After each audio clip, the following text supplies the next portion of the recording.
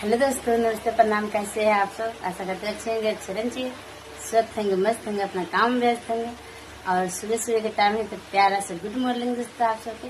तो फाइनली दोस्तों देखिए, और कुछ बन के रेडी हो गए। देखिए एक थाली है। आप लोग को पसंद है कि नहीं कमेंट करके जरूर बताइए। अगर पसंद है तो आइए और खा लीजिए। देखिए कितने टेस्टी लगते हैं, कितने अच्छे लगते हैं। हमारे बच्चे से तो एकदम मस्ती से खा लिए दोस्तों।